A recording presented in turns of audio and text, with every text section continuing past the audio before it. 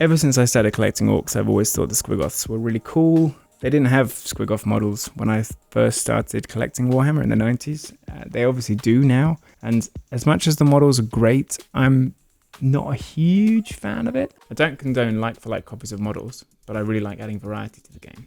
I just don't think Games Workshop release enough models to substantiate this need for a unique army. Also, the very fact that you make and paint your own units suggests that people like having this ability to create unique custom armies. It was also what drew me to orcs in the first place, the ability to kind of pull stuff from different armies and kit bash unique units. So yeah, here's my Squiggoth, and he's not quite a gargantuan Squiggoth. He's a bit smaller than a gargantuan Squiggoth, I think, but he's a pretty big guy. And here's how I made him. Started off with this head that I found on Cults, the biggest mouth here. I'll put all the links that I used in the description, so you can try and make your own. Then use the mammoth here from Cults again. Shaved the mammoth in a Meshmixer and stuck the head on it. There's a lot of tutorials online how to use Meshmixer, so go check them out. I've just followed random tutorials online, and that's how I figured out how to do it. I added some armor from Gearguts Mech Shop. Definitely go check out Gearguts Mech Shop if you have a 3D printer. They're great. I'll link what I can in the description. So yeah, so I printed some of it on the Photon S, like the head and the kind of more detailed areas, and then some of the bulkier areas I printed on the Ender 3. Any nicks or dents from the supports I filled with the UV resin and then just shone a UV light on it to kind of fill them in. These are holes for hollowing out the model. And then I sanded those areas just so that they were flush with the model, and you can really tell that there's these blobs of resin on them. This is the head, kind of liking the way it's going so far, like the size. Then I put it all together and there were some big seam lines from how I had to construct it. Filled them in with green stuff and other various bits and bobs to kind of disguise those mold lines. There's the helder. And yeah, same technique, the UV resin with the UV light just to fill some gaps. I raided my jewelry chains, which I've collected over the years. With a bit of hot glue, I just shoved that in here. And yeah, and that's kind of how I pieced it all together. And sprayed it black for cohesion, and this is what it looks like so far. I was happy with the size and detail, so I did the obligatory zenithal highlight and 3D printed a gun turret. This can be swapped out later down the line depending on the loadout. I really like the idea of it having red skin, so I hid all the skin with a red through my airbrush. It's a red that I've mixed myself, nice and dark and deep. Make sure it gets to the back of the throat and all the nooks and crannies. Then I hit most of the metal plates with the blue that I'm using for my death skulls. I don't need to use an airbrush, and I do go over all this with the brush anyway, because my airbrush skill is still lacking, but I want to get better, so I'm just going to practice. I basically make sure all the skin, mouth, gum areas are red, then the metal areas are blue or black, depending on whether they will be blue or metallic. So the gun barrels, some of the metal plates will be silver or copper, so these are all based in black to help this stand out. I hit the underside with the bone white from the airbrush, so when I work into it, there's a little bit of a gradient variation in the skin. This will be more subtle down the line. I also do the teeth and tusks in bone white. I find that picking out the areas that will be silver or copper in black that just helps it stand out more. I use a sponge to hit the edges and some of the surfaces of the metal panels with the black. I picked this technique up from Brush and Bolt Gun on YouTube. Link in the description. I then paint all the black parts silver, including the areas I just hit with a sponge. I failed to film this part. I'm still getting the hang of filming and painting, but you get the idea.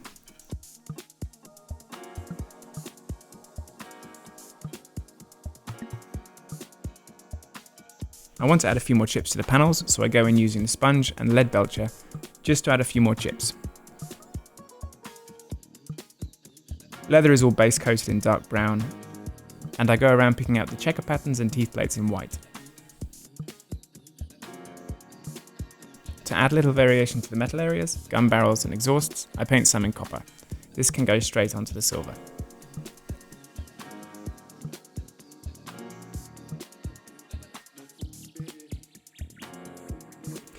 Lips and gums, I like the squid pink, so for the time being it's pretty vibrant, but that's the base coats of the whole model kind of more or less done. I then used a red wash on the skin and the gums and let that dry, and then applied the black-brown dip wash over the whole model to bring everything kind of down to a kind of dirty, dingy, oily look. You don't have to apply this with an airbrush, it's just such a big model, I just found it a lot easier. So once it's all dry, you're left with this kind of dark skin tone, dark metal, and dirty tusks and teeth, which is great. I picked out the lenses of these little kind of eyepieces on the gun turrets there in a light electric blue. Then I'm going to pick out all the blue areas again with the blue, which I'm watering down with Midwinter Minis Magic Medium, and I'm going to stipple this in the kind of middle section of each plate.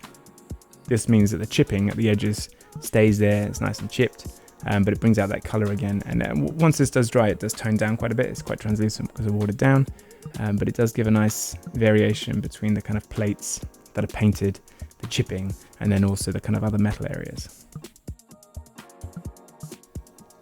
I do the same on the gun barrel, picking out the blue areas again with the stippling action.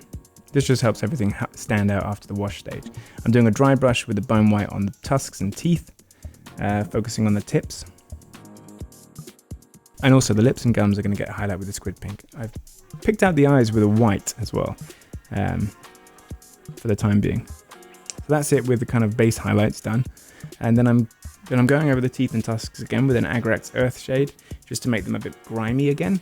Letting it settle more on the bottom half of the teeth to give a kind of variation between the tip and base. With the gums and lips, I went over with the red wash again, just to kind of make it a bit manky. Then I'm going over all the skin with a highlight of the red. I've mixed a bit of white into my red mix that I've done.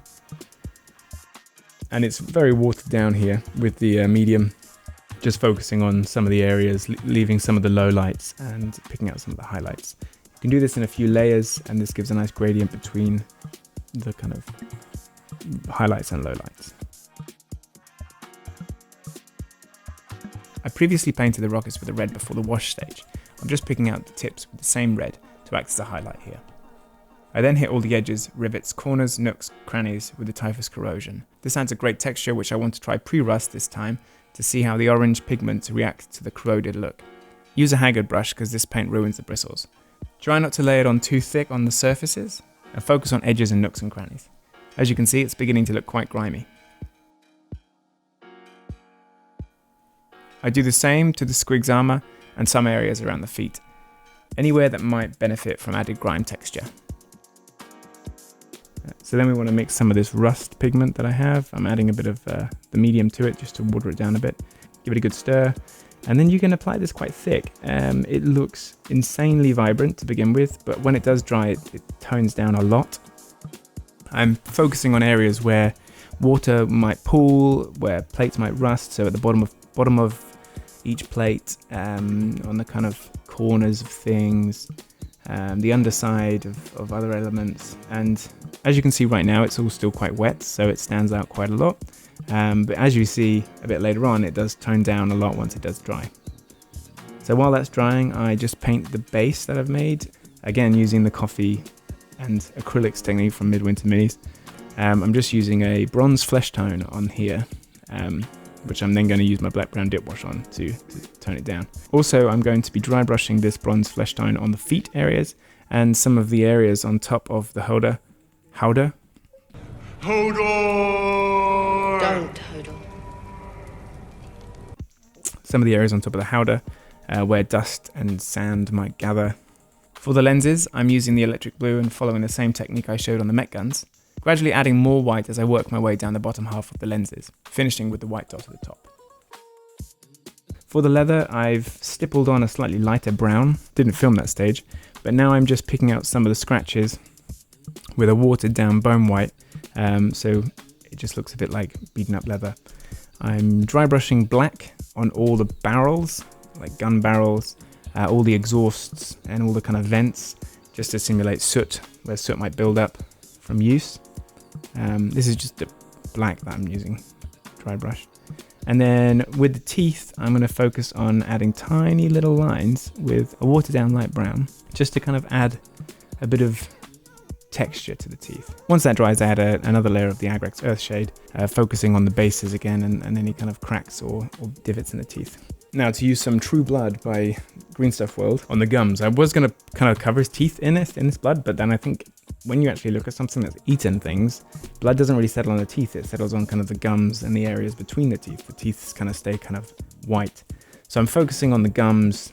This True Blood paint dries incredibly shiny and looks like wet blood. So it's a great thing to pick out some detail. And that's kind of it. I did go around a bit more detail. So for the eyes, I actually painted them red and then dotted them with yellow and made the final black pupil. You can do the eyes however you fancy. But yeah, I'm really happy with how this turned out. You can see kind of the 3D printed lines in the metal plates there. But again, it's orcs, and I don't really mind how haggard and kind of rough it looks. Some of the areas I printed on my resin printer, some of the areas I didn't. So it kind of meshes together really nicely. And yeah, I love the wet look in the mouth. I used a gloss varnish in the mouth and tongues and teeth and gum areas and on the lenses and the eyes. And then I used a matte varnish on the rest of the model. So obviously I sprayed the whole thing with a matte varnish, and then I picked out some of the areas with this gloss varnish just to make it kind of look wet and dribbly. But yeah, there's a grot there for reference. It's an absolute massive piece, and I definitely going to be a centerpiece in my army for some of the bigger battles down the line. So yeah, I've only got the grots so far to compare it to, but yeah, it's a beast. So yeah, I'm really happy with how the red turned out. I was initially concerned that it was going to look a bit weird being red, but I'm pleased. I think Squigs are red most of the time. So, I mean, let me know what you think. In a tournament, this wouldn't be allowed anyway, because it's not Games Workshop official, so I don't care. It's fine. I think it looks sick. I'm really happy with how it turned out, and really looking forward to playing with it. Thanks very much. Please like, share, subscribe if you feel like you'd like to. Otherwise, thanks very much for watching, and take care. Cheers.